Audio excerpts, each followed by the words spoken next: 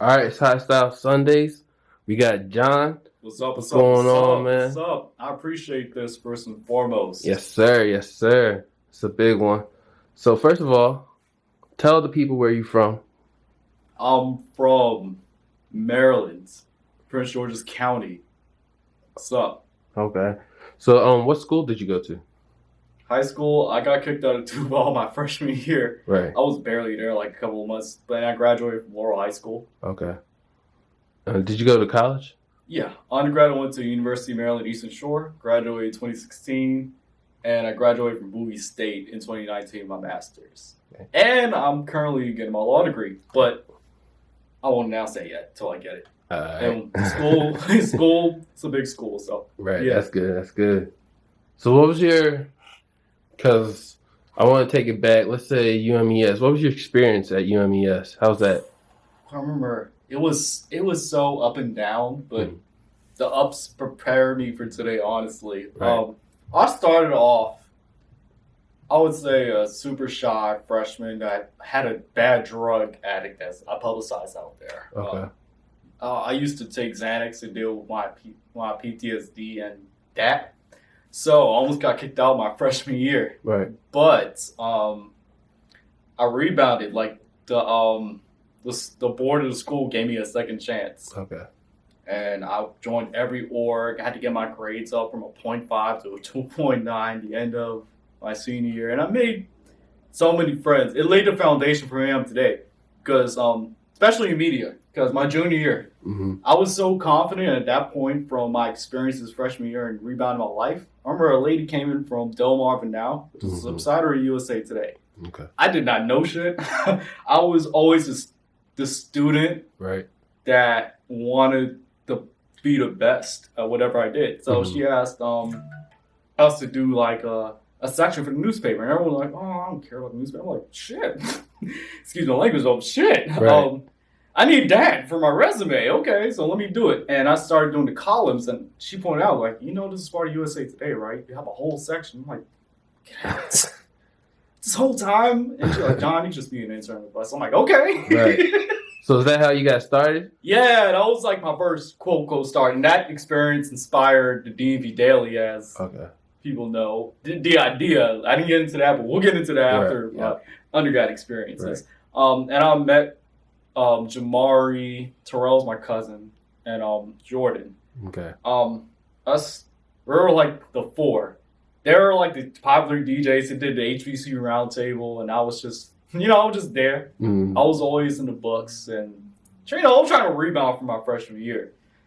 And what really motivates me is, I'm not going to speak about what happened to them, but they didn't graduate, and I graduated. I'm like, okay, I gotta go on, not for just me, but for them. And it motivated me to go to Bowie State. So my undergrad experiences, it boosted my creativity to be where I'm at today. Okay. So let's talk about, you say you went from there, you went to Bowie. Yeah. So how do you get from one school to the next? To be honest, it was a rough transition in the middle because I was overcoming a couple of charges. Okay. The drug charge, because I had to go to court for that, and it was like a minor theft charge and a DUI. Okay. I was pretty wild at one point in my life. You beat those charges? I'm still on probation for DUI. Okay. But what I will say is it made me realize I have to lock in. So I came to grad school. I didn't fuck around. I graduated 3.8. Applied to every website because my mind was still on journalism. I didn't think public relations work was me until it was a website called Singer's Room. Okay. And they took me on as a writer, and I found out that same guy works for Karen Civil.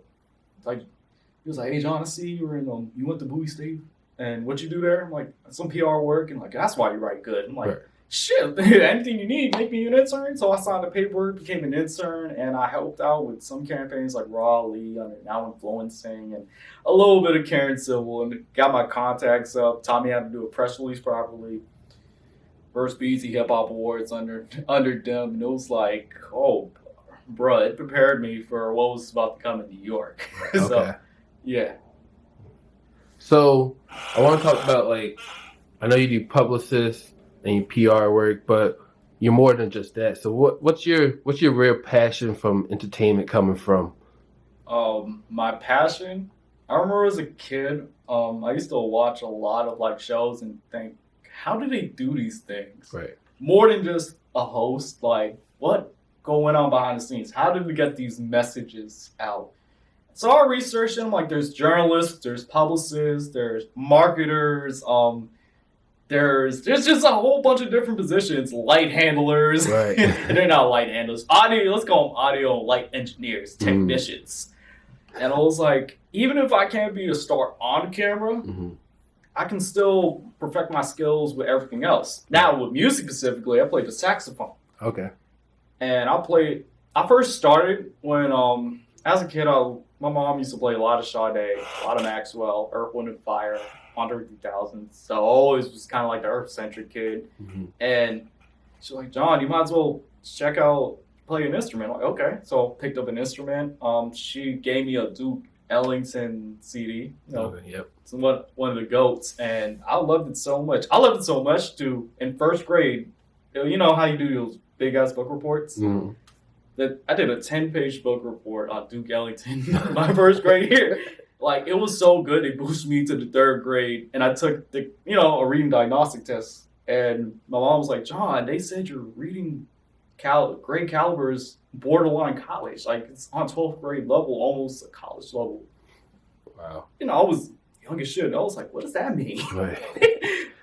You know, so I just have the ability to process information really quick. Okay. So that's good. Yeah. So let's go. I want to move forward a little bit and talk about. I know you moved a little on now, but let's talk about how you started the DMV Daily. What you're known, your main thing you're known for. How's that? Yeah. It was me and Briante and Abu. Okay. Abu's the current CEO, and Briante does all the website stuff now. And our goal was to establish a media outlet that can, really represent the full scope of the area. Because, and this is not a knock on DMV Hoods and News or any of that, but I mainly see the ratchet stuff on there. Shout out to DMV Hoods and News, though. Cool. And his name's Anton. I forgot his name. He's a cool guy, though. Right. Big dude. He's cool. And the DMV Daily, we want to give opportunities to everybody. Because not everyone's hood. Right. I'll be real. Like, there's artsy people. There's, you street. You get people who just work a 9 to 5 and go to brunch on the weekends. There's nothing wrong with that. Right. I feel like everyone deserves to have their content covered, and that inspired that. And oh man, I learned. I used to be a little cocky around that time because oh shit, I'm getting attention. Then I had to realize it wasn't me. It was the outlet. Right. Don't give a fuck about me. So we're just expanding the outlet, and I'm by the way, I'm still cool with them. I just love because I'm so busy doing public relations work. Right. So sometimes still in touch, and Boo helps me out with some of my rollouts. Okay. So I still have some say with them. But and creating the DMV Daily, that helped you where you are today, right? Yeah, because when I first started pitching clients, I'm like, is there any outlets you can help get our clients on? I'm like, here's the DMV Daily. I own outlet. Like, oh shit, you do that? Yeah, I seen it for years, man. I didn't know. I'm like, okay. That made me feel great. And dude, that experience is I got hella labels selling Abu press releases, different publicists. So that's why you see more versatile content. Because my colleagues are blowing up their emails right now. Right. So from that and working now, you're more working as a publicist and PR. So how has that really changed the aspect of your life now that you're more focused on that? That's a great question. It's everything. Because I always think about my clients. I wake up thinking, oh shit, did this get placed at this time? Are they gonna post the interview at this time? Right. What's my client doing? Are they fucking around? Right. Don't fuck around on me. It's also like a parent, I really care about my clients, and it's everything to me now. Like, I'm so passionate. Like, I study the greats in the industry. I'm like, how did they get where they're at? Let me call my OGs, because some of my OGs are some legends too. And I'm like, what did they do? Hey, can y'all criticize me? But yeah, it's my life right now, literally. Okay. So I want you to tell us some. I know, like we were discussing earlier, you used to work with BigFlock and such and so on. But I want you to tell them everybody you working with and everybody you worked with in the past. Okay, well, I'll start with the past. My first client ever independently was ChellyTheMC. Okay. I did a Shot Flow remix campaign, and I got her verified, and that really opened up a lot of doors for me. And Flock, who was my second independent client, because I kept blowing up, Chef DM. Even though I knew Chef in person, I'm like, I want to work with BigFlock. He's out of prison now, and they gave me the opportunity, and I did. At that time, I did the best I could, and shouts to him because it helped open up a lot of doors. Even mentioning him right now, like Flock is so cool, and here's an inside story. Remember the Aisha? You ever seen the Aisha video? Yes. I'll tell you one experience I had there. Okay. So, this is the first time Flock got Halo. The husky. Oh yeah. and he gave me an edible. I'm like, let me see how strong this is. I was so high. I woke up and Halo was on my head asleep. I love Flock. Flock's one of the funniest people just ever. That's your first time getting high off an edible, or? No. Undergrad I had multiple experiences, but that was the most potent one by far. It helps his music. Yeah. Anyway, I work with Playbook MG in New York, and there I work with Jennaske, Audio Mac, Cranium, Trisha O'Connor, and a couple other people. Okay. And with my OGs, Matt and Kelvin Chu, I'll do some work with 1832. And with 1832, we do stuff like with 30 Black, notable, DMV rapper, love him to death. I did a little work with Zaytoven with Matt, but that's more Matt's thing. Weezy out here, Matt too. Bradenton Sports Agency, Al Rocco, 300 Pounds of Guwap, a couple of artists here and there. And independently, Goonew with Dom the manager, it's my homie. And I did work with Zay Zay. Low Day, of course, just because he's the bro. Right. But beyond all of that, I assisted in a bunch of my colleagues. Shout out to Ahmad Davis, the bro right there. Kuno Older is one of my DMV OGs, quote unquote. And Nia, who she's not an OG, she's just like a big sister. So yeah, just the overall scope. So I know you said you had Goonew. Yeah. That you worked with independently. What's the difference between somebody working with you independently and actually working with you under the label? When I mean independently, I mean without the firms. He is an indie artist, but he's with Create. He has a distro deal with them. But the difference between a label artist and an indie artist from one budget. Well, I'll take that back. Budget's all dependent on investment and how much streams it garner. Because, the label's any label, independent distribution will only invest into an artist who's really coming out. They give opportunities to any artist who they see, oh shit, they might have something. Let me slide the money. No results, let's take back some money. Results, hey, here's more money. Keep doing you. Right. So, difference between Goonew and Cranium, I would say. Cranium has a bigger budget. Clearly, he has a bigger audience, but Goonew has a more of a hardcore fan base. Right. So it's pros and cons to it. I feel like artists should only take opportunities that are beneficial to them. Okay. So, yeah. What's your experience? Like, let's take an artist for example. Let's say 30 Black. Oh yeah. What's your experience from start to where you are today working with him? That's a really good question. It was in January, and I finally wasn't sleeping in my car. Then I got the call from Matt, and Matt was like, "Hey, John, you thrill?" Yeah. He's like, "Hey, here's your ticket in the door." So I'm like, "Okay, I'm taking it." Shit, I know him. Right. So I started off just hooking Matt up with a couple of platforms. I'm not gonna say it, but a couple of platforms I interviewed 3-0. So we got him placed, and he trusted me more at 3. So we started getting in contact with his manager, Tricky. Also manages some Emily Chopper and just a whole bunch of other people. Okay. And it's just now it's to the point where me and 3 would just have conversations over like video games and him teaching the class to kids and I've grown with them because I care about my clients, Right. as you can see. Yeah. Okay. So do you feel like your experience with 3L compared to your experience, say, when you were working with BigFlock, is there a difference between that? You know the situation with BigFlock's management in the past. Not Chef, that's my bro. His recent management. The other guy. Okay. Other guy. We're not going to name him. Right. But it was a little disorganized with him as opposed to Chef. Right. Because, you know, Chef's a businessman. Chef also does TPK with I Bet Buzz and J-Rock and all of them. So what I will say, 3 has more direction. He has more people around there.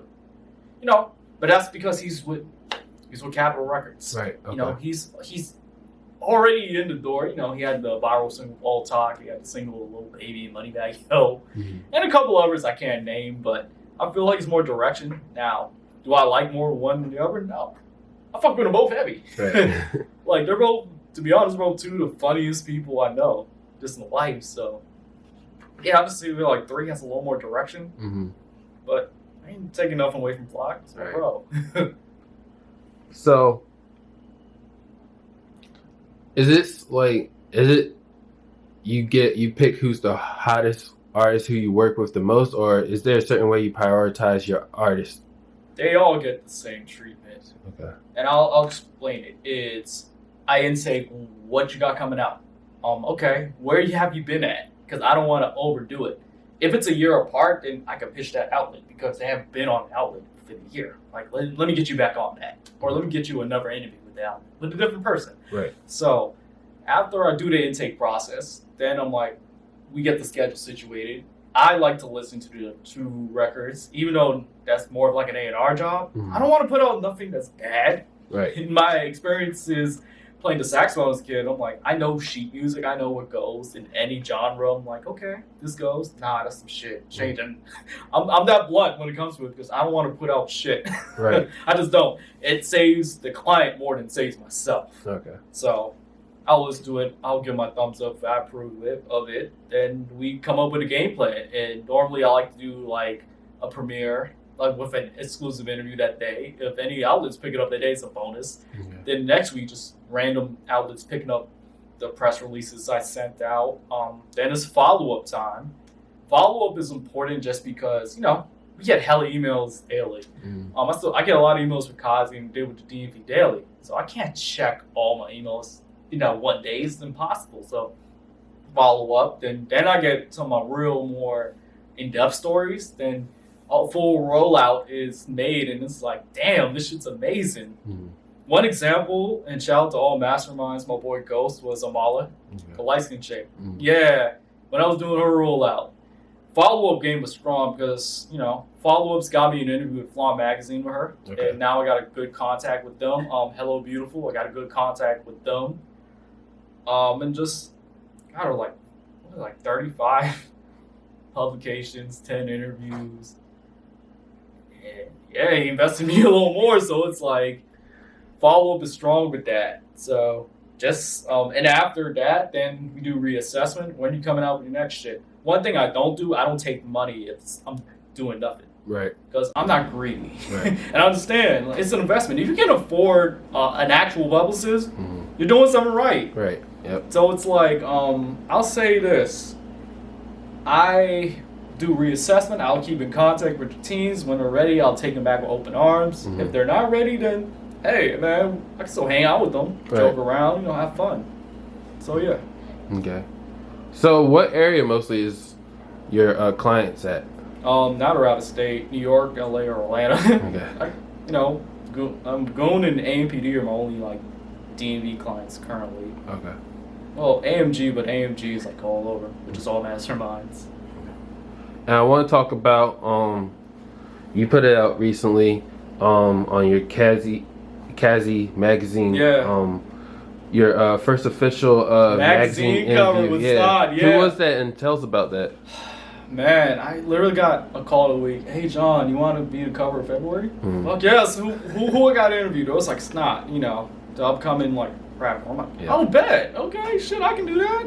So I interviewed Snot, came out of it. The story got posted. Cool. A studio I work with, XIDC, work with Tiffany Co. Okay. And they're like, yeah, I can use the studio as the backdrop to do the video interview. And it was like my first video interview in years, literally.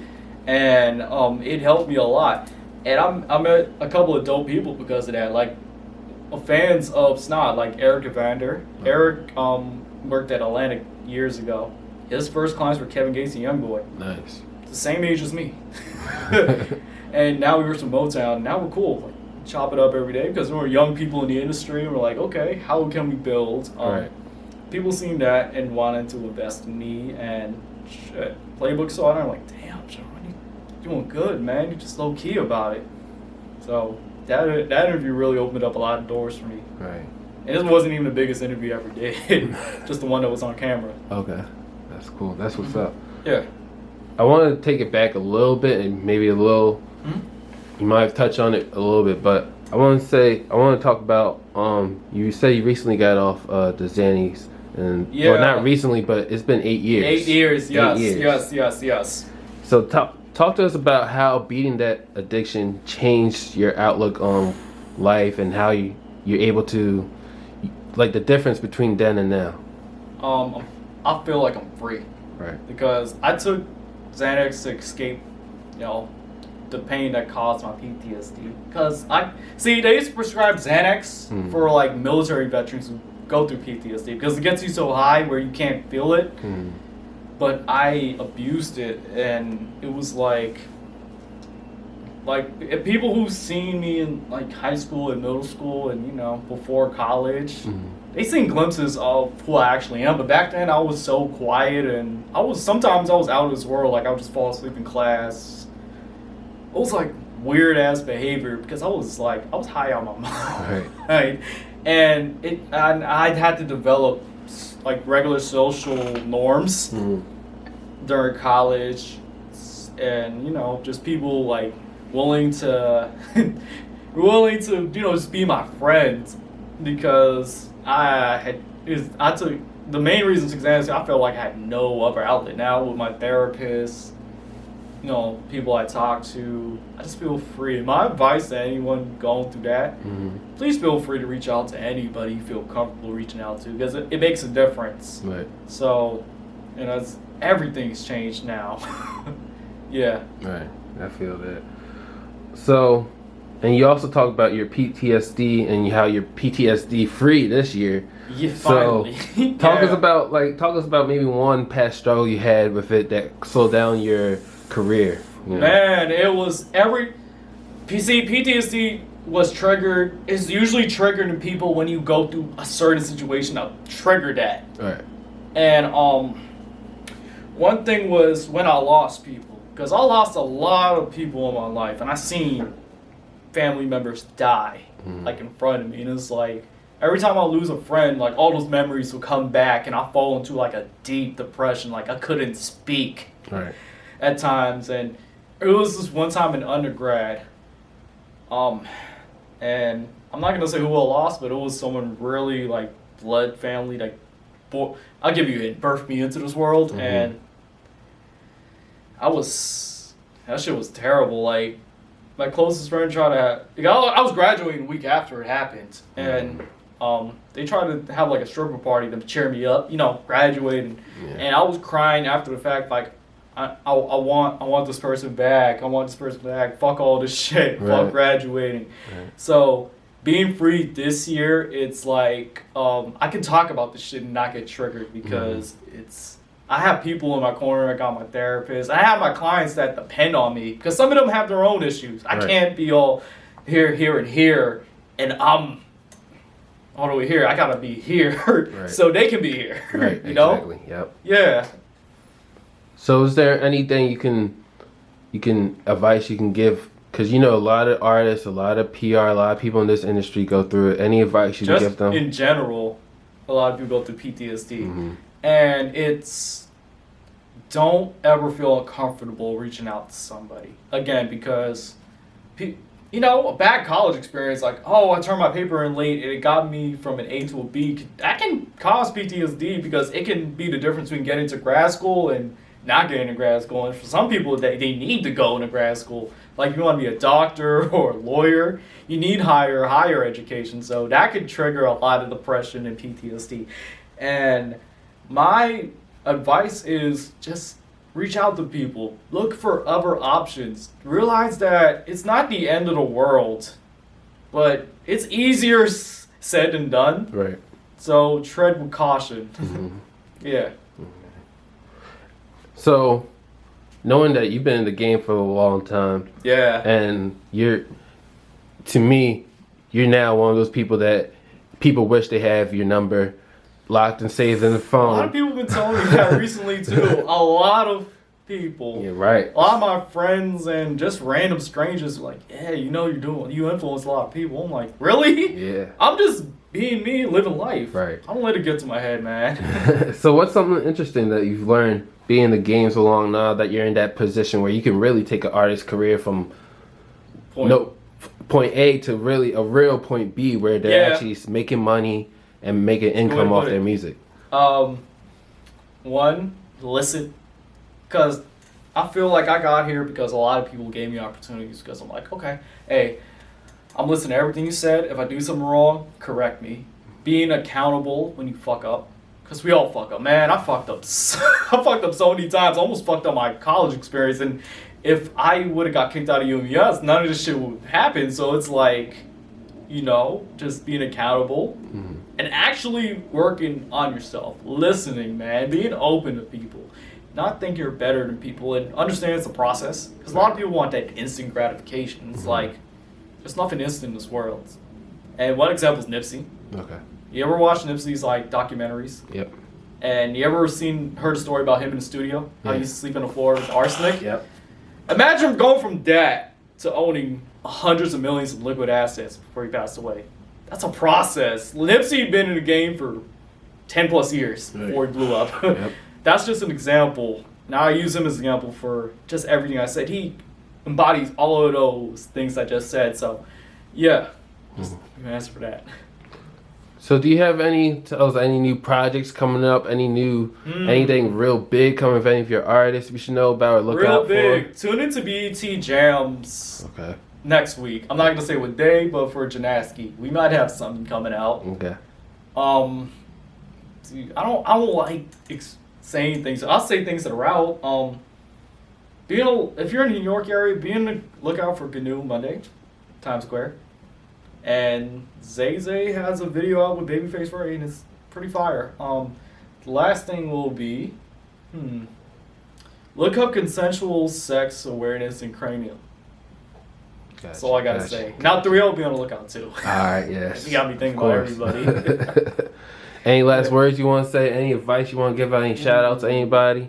Man, shout out to everybody. It's too many people. I already know. It's too many people. Now, advice is stick with it. Whatever you're doing, stick with it. Don't let other people tell you that what you're doing is, you can't do it. Because I heard that almost my whole life. Oh, you can't do that. You mumble when you talk. Hey, bro, you slow? Hey, what you doing? Hey, bro, you good?